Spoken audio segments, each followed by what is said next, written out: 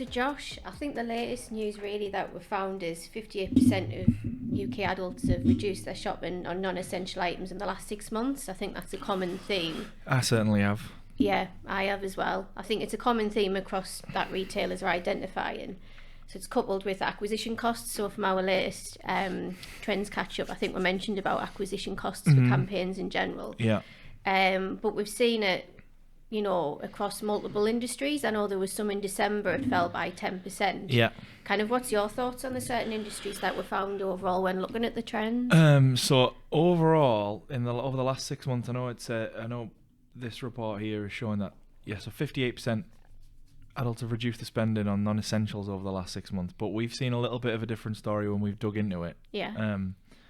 So looking at trends, like you say, the peak was in December. That was the year on year. That was the biggest downtrend we had, I guess.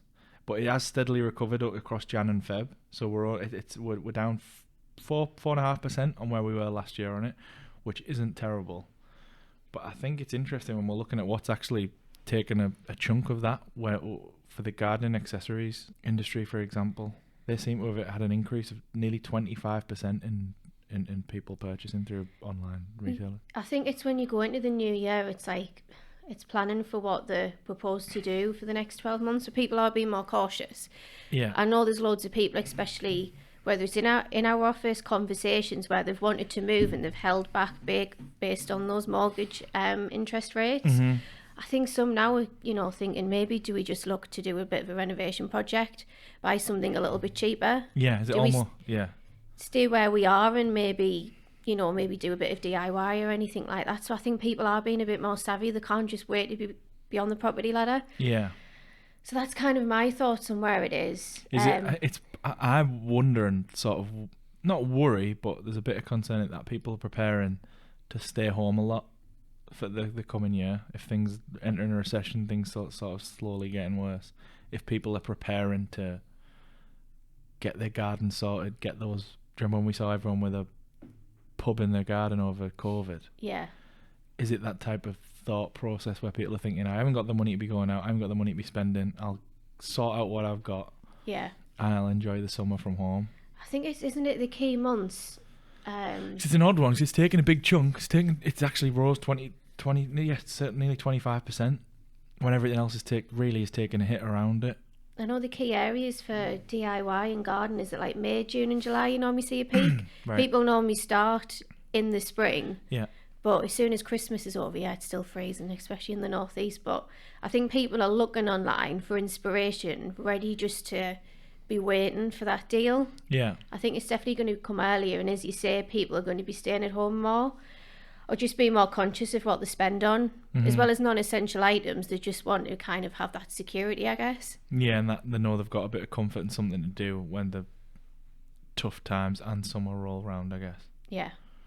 It makes sense. I suppose people looking on the property ladder as well. There's houses going up everywhere. There seems to be new build estates everywhere at the minute, in some form of development. I know people are so keen as well, they've got a new build, but they want to make it their own. Yeah. So I think they will still spend on it, but I think it's what's a priority? Looking at raw material costs as well. And I guess with this, seeing the biggest jumps in December and actually January. It's up 30% in December and nearly 40% in January, and then over the last 6 months, obviously averaging out, it's closer to 25 because it was a lot lower before. But that's a hell of a lot for what was quite a grim January, really. It's a big jump. Yeah, and I think for retailers as well, it's more that if they're quite seasonal, I guess. Yeah, if they expect their sales, it might not be Black Friday, is there? November's not their key month. It might be that May, June and July. Maybe it's the time now. Well, a key theme for the trends issue one was adapt or die. Yeah. I think it's the key time now, really, to be looking. I don't think it should be left any later. It's either that, I guess, or just that industry is getting their marketing really right and getting the messaging right. Yeah. Over the period, which is something to look out for, I guess, if people are looking for inspiration. Yeah.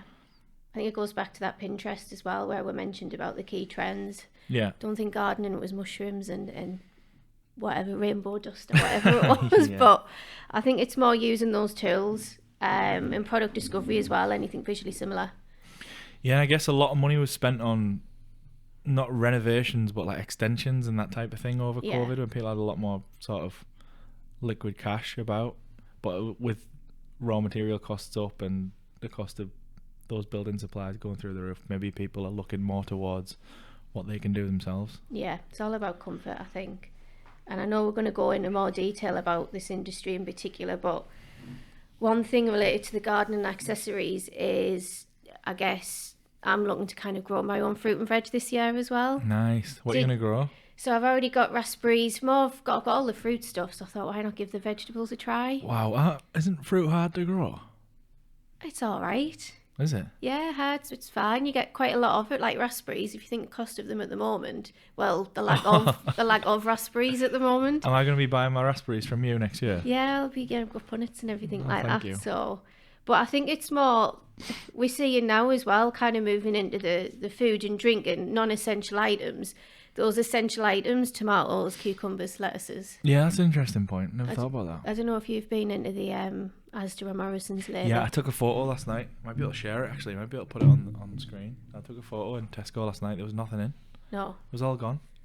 Due to adverse weather. Like, I know it's been bad, but it's seems like Spain it's a and bit Morocco, isn't it, that are struggling to get the supplies from. Ah, right, okay. But even then, I think it's more that hasn't made the decision to grow my own vegetables, not just that news flash. And Yeah, bad weather in Morocco. It's not like going to be COVID where I need to bulk up on tomatoes or anything like that, but it's just more that conscious effort of, the garden accessories. If you've got the space and you can grow your own stuff, and obviously prices are increasing, that's a comfort as well. And I know Yeah, that's got true. that security. Yeah. So there's a lot of now, I know there's a couple of our clients as well are starting to promote now March time, 1st of March today, is now the time to start growing your vegetables. So we'll probably see a lot of that in the garden accessories. That might be where the increases come from. It's a good fad. I mean, it's going to, people are onto a loser there. Like, you're never going to grow enough you won't be bothered growing your own vegetable by that point. No, not at all. But with green fingers. It's a nice thought though, isn't it? I guess that's what people are buying into though. Yeah, I think it's that sense of achievement. So as well as promoting the offers, and I guess it's like recommended products. You don't just have the seeds or whatever to kickstart it. That's true. It's like the product discovery process. That's an interesting one. What sort of things would we be advising to retailers who want to sort of jump on the bandwagon and make the most out of sort of a period like this? I think for especially this industry is educational content is a must. So the first thing is, when do I actually need to, actually do this? What month? What tools do I need? Yeah. Where do I start? Upsell and cross-sell as well. Yeah. So I think it's about content on site. It's not just about your products, but it's supporting that, linking through to the product pages or particular category pages. So you've got buy-in and they can trust what you're saying. But then also it's like, can I actually buy all those items together in one site rather than having to jump around? This is where the recommendations and the additional purchases and that type of inspirational content works really well, I guess, especially with gardening and homeware and DIY. Yeah. There's always like masking tape or gloves or rollers or something like that you think you might need even though you don't need. You don't want to be going around to different sites. No. And especially with delivery costs as well. You just want to be paying one Good cost. point. Yeah, that's a good point. So I definitely think the product recommendations, especially if you're not really sure of what you need to get as well. Especially the state of delivery at the minute. You want everything at least, if it's going to be 3 weeks late, you don't want 7 things 3 weeks late and separate. Yeah. Turning up, I guess. So it's really important. I think it's like more of the content side, recommendations. Visually similar as well, like particular ones. You've heard of a certain keyword, you're going to go for it, but actually, what else is out there? It's quite an interesting point that regarding keeping everything in one place and the convenience of getting one package might be something to start pushing content-wise as well, and especially if you've got something like us where you can surface stuff quite easily and quite flexibly as well. Like saying to people, look, try and get it all in one. We'll offer more, a deeper discount on more products in a package, things like that. It's so easy to forget as well. Like you go out to check out and it's so good. Even just little things, like not even this industry, but other ones, you go to check out and just that reminder. Yeah. Just like, oh yeah. Oh shit, I need some duct tape. Yeah. Yeah. Or overalls or anything like that. I do that all the time. So no, I think it's like, yeah. So I think the fruit and vegetables, especially, I hopefully don't think it's going to last long. I know UK farmers have said they're more than happy to support in terms of greenhouses to upkeep that volume, I guess, for the UK. I think everyone just thought of it as the toilet roll incident in COVID. Panicked and have bought too many. Bad weather in Morocco, eh? I know. Who'd have thought it? But who'd have guessed this 2 years or 3 years ago? I know. Simple, essential items as well that people are actually looking to purchase. But even little things as well, like people are spending more money on essential food, I guess, to bring into work, or like lunches as well. Yeah, that makes sense, yeah. They might not be going out as much. So I know there's a lot of price matching at the moment in food and drink. Is it Ocado and Tesco? I think Ocado's doing a price match on Tesco, which I thought was quite interesting. Okay. And on the back of that, Tesco are starting to utilise their club card as well more with premium meal deals. So it's trying to get people, even though to make their own food, is to still use that meal deal offer. I did see that actually, the premium meal deal thing. That is, it seems an odd choice. Seems an odd move. Don't know. I guess, is that still with club card pricing as well? Yeah. Sorry, this is just me asking for my own lunch this afternoon. No, it's more the loyalty point side as well. I think it's how to get everyone to build their points, and then I guess use them later on in the year to spend more. Because looking at revenue, it looks like food and drinks up 24% as well. Is that over the last 6 months? No, that's month on month. Month on month? Yeah, that's from Jan, which is interesting. Do you think that could be anything to do with maybe Valentine's last month? Potentially, yeah, but we saw it was down. It was down 26% year on year, and it was down 15% year on year in Jan and December, which are the ones where you thought, especially December, you thought it was up. But yeah, I think we'll be having a bit of a bounce back during Feb. Maybe we'll see the bad weather in Morocco affect this again in Jan.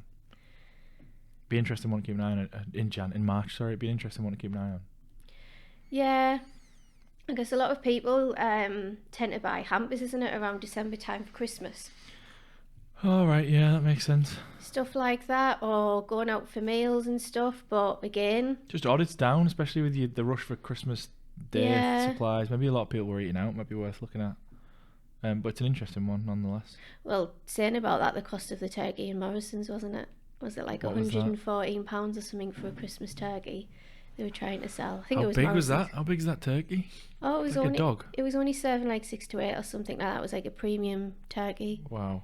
But yeah, that was in the news. But yeah, I think for Valentine's Day they're saying that I think the average gift budget was going to be down to like £24, but I think we might have seen a slight increase within the food and drink, maybe not gifting in general. But that could be down to people just staying in and getting takeaways, or that makes sense. Or people more understanding with their partners. Yeah, actually, we are on a bit on a budget. Let's both not do it. Let's both not do it, and one of them gets one item as well. I think it's probably more the understanding and the empathy. I don't know. Yeah, that makes sense. That's something we don't. Well, we just got to take away at the end of the day. I think some people are about pros and cons about Valentine's Day and key dates as well. Why celebrate one day? For me personally, it was the exact same thing. So I went and got steaks and fixings and stuff like that, so I could like cook a meal. So it was more like that was the certain gift amount to spend, but the gift was the gesture of me taking care of her and doing everything. Bottle of prosecco, little bits and pieces, that kind of thing. How did it go down? I've just realised you got a mic. Yeah, I've got a mic. Yeah, I'm actually on mic. That's a good shout, that. Yeah, see? So I'm not just howling in the distance for once. That's why I was like, I thought we were just chatting. I didn't realise we were like live. Yeah, I thought I might as well. But yeah, that's exactly what I did. So from personal experience, from anecdotal perspective, yeah, that's exactly what I did. Because it was like, well, it's like a £30 meal that I'll cook and, have a couple of drinks, as opposed to, £80 going out and then gifts and everything else on top. What did you get back? Let's get to the real, what we really want to hear. I got a nice home, like a Moonpig type card, like a funny card. Yeah. Was it funny? It was funny, yeah. Oh, that's good. Yeah, but I think the focus for Valentine's is always sort of like the female partner, isn't it? Really, like I mean, be controversial there, but usually the big thing about it is the guys doing something for the girls. Really? Well, I feel like guys are less bothered though. yeah, but that's what I mean. I'm not bothered. Like, I liked doing that. I liked doing that. For Right. her. That was But- when I used like the gesture. Yeah, the but we're timing. not big on that whole thing that you were saying, where it's like, oh, we have to do something, otherwise you're the worst We don't partner normally, ever, but I kind think of there's thing. that fear in the back of your mind when you hear other people in work and you're like, oh, gotta get a card. I forgot to get a card. Yeah. Until maybe 1 or 2 days before, but it is it's that time of year. But I think people are being more conscious with it. It's just more, rather than you making a decision, right, I'm going to get them this, and thinking about it more, it's more like you've got more people gathering to decide as well. Like Yeah. they're just like, oh yeah, let's not do this year, we'll go out maybe at the end of payday instead of maybe the middle of Feb or something. I guess cards and flowers and stuff, if people are going to stores that aren't specialists in flowers or gifts, and they're actually buying them from like supermarkets, that would make sense to the stats as well. People are just going That's a thought last minute bits. Yeah. And what I really like, so I think the next upcoming event similar to this is Mother's Day. Could be wrong, 16th of March this month. I'm sure it's the 16th of March, could be wrong.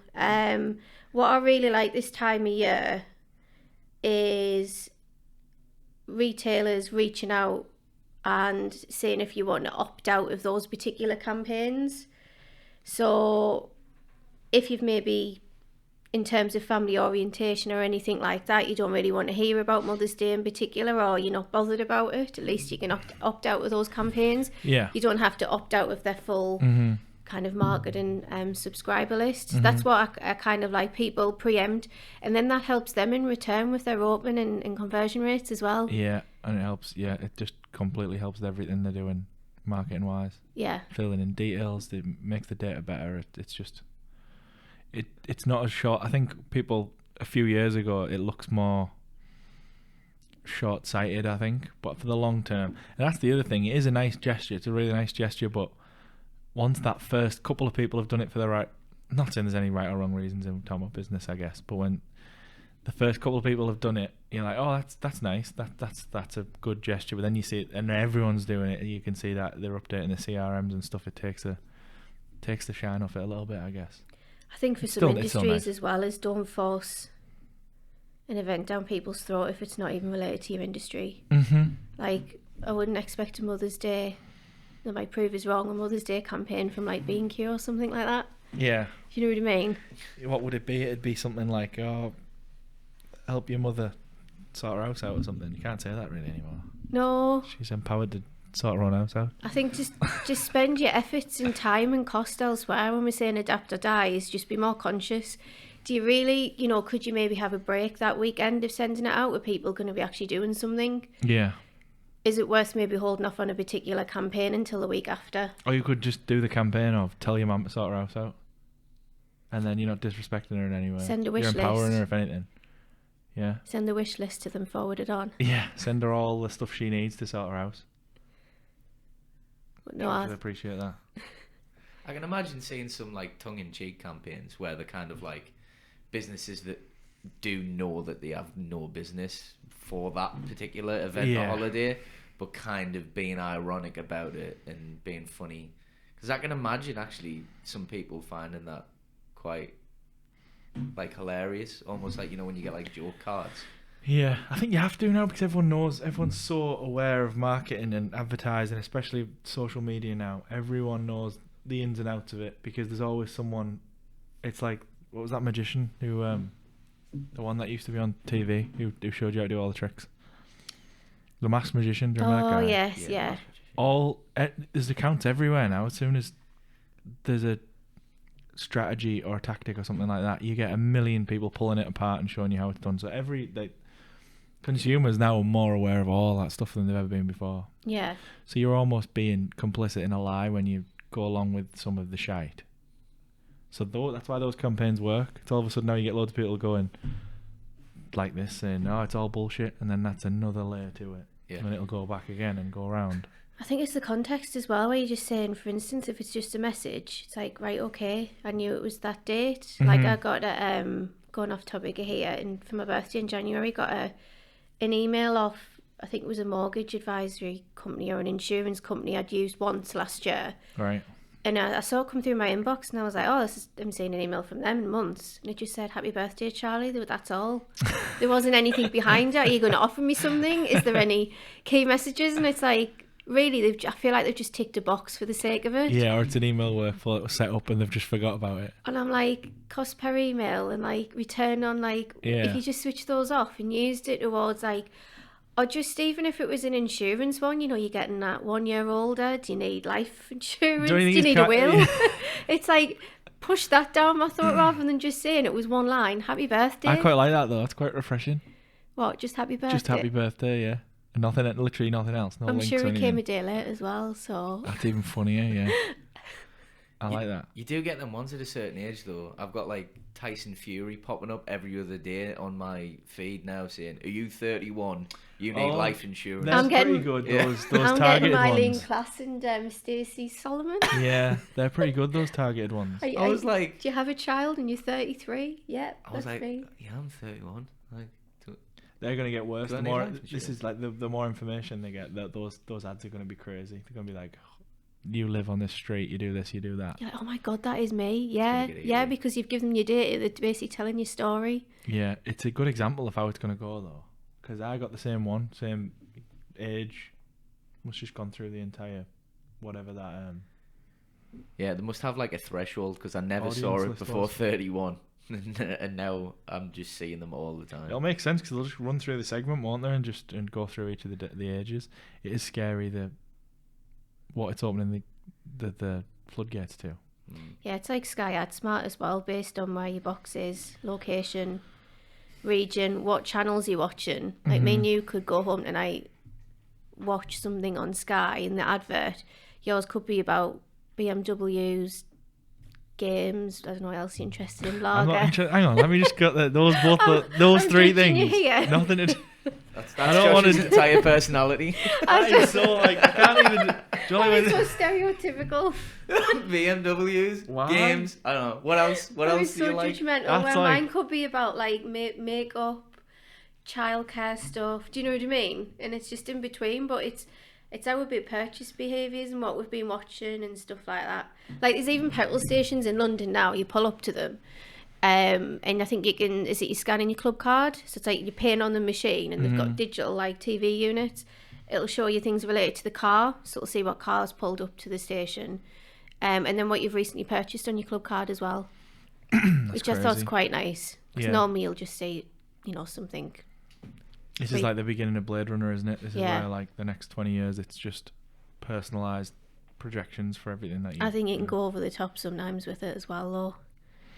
It's that thing though. You start getting used to the. You start getting used to the input, and you start getting used to I'm looking for the term, like the stimulation from it. It's like now those TikTok videos where half the screen is like a mobile game and half the screen is someone talking, just so like keep people engaged. Yeah.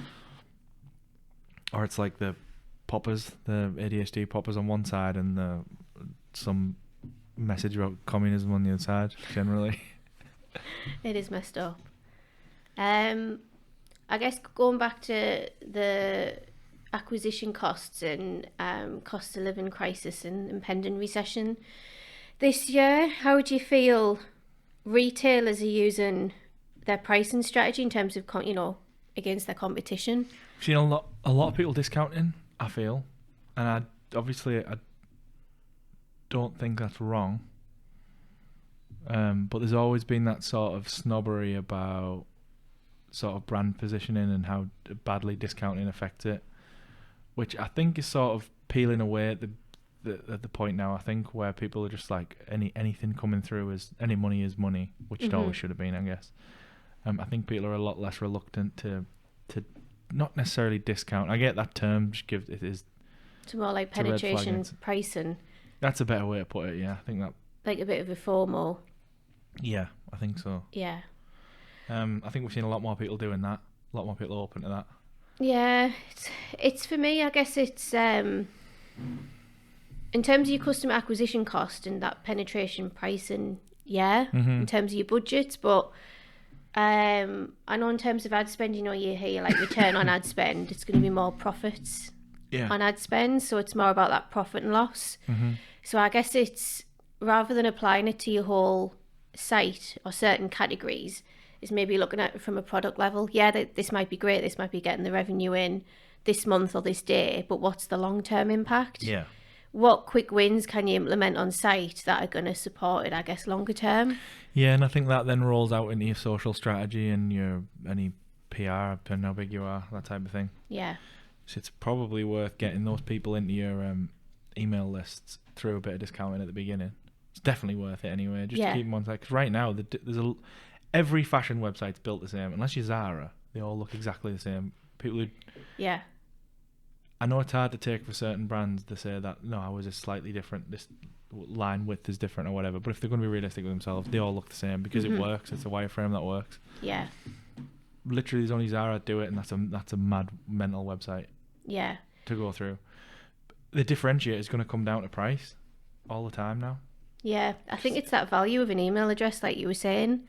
Is if you can capture that email address, I think it's every £1 you spend via your email, you return, I think it's £38. I think that was last year's kind of key takeout for email. I think everyone thought email was dead, content is dead, and I think everyone's coming back. Actually, if you can acquire that email address earlier on, and it worked really well when you mentioned Zara there, and about that discount and promotional pricing, they have their app. I think the Zara, H&M might have done it where if you signed up to their newsletter and downloaded their app, you got access to the sales 24 hours earlier than actually on the site. So it's how you're using those other channels as well, and people thinking, oh, I need to do this to get the best price. I don't want to miss out on those out of stocks. It's a good way of surfacing more messaging as well, like just through the app that you've got full control. You can send notifications. You're in then at that point. I think it's really good as well. I think there's a lot of people where they are spending more time looking on site of what they actually need. Even so that people might be using back in stock notifications. They're not thinking it's out of stock, I'm just going to maybe buy something that I'm going to return when it arrives. That patience or that back in stock where you've got the flexibility of, I want a notification via email or SMS or both. So I know there's a lot of people in here, and we've been talking about email a lot, about the value of back in stock. And how that can kind of help your conversions on particular products and categories that might not be, out of stock all the time. But it returns people to your site, and they know they can rely on it moving forward. So if you have got those other visually similar products as well, how can you keep them on the site at that time? And then purchase the item later on?